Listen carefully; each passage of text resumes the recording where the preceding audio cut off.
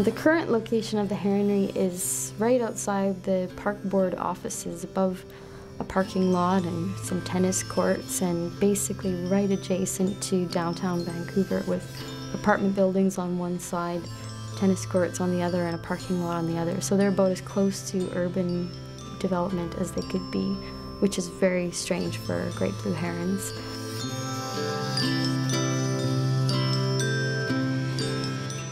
They've nested in those trees now for the past maybe 6 or 7 years.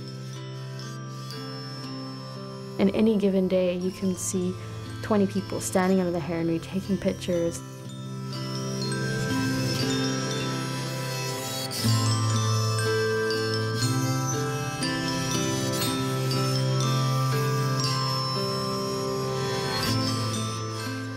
The herons chose to live next to us. A lot of herons in this area are in trouble because as people move closer to these colonies, they're very sensitive to disturbance. If they're not used to it, that can cause them to totally abandon the nest.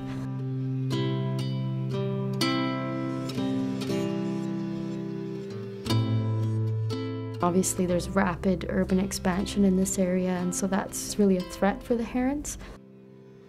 But at the Stanley Park colony, it kind of goes the other way. They've actually chosen to live in the city, and so they're much more used to human activity. To me, they symbolize the adaptability of wildlife and animals that, instead of being detrimented by people, and they actually learn to adapt to us, and they thrive in places where we do. And I think herons are also just a symbol of the Pacific coast.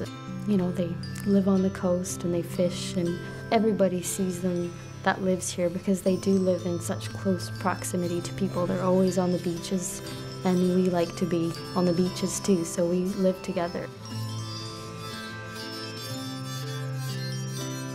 I like to think that they'll be there for a long time, and I'd love to see them there for a long time, but the nature of herons and heron colonies is that they usually don't stay in one place forever, so they'll probably leave at some point and move somewhere else, hopefully somewhere else in Stanley Park so we can keep watching them, but you never know where they're going to go.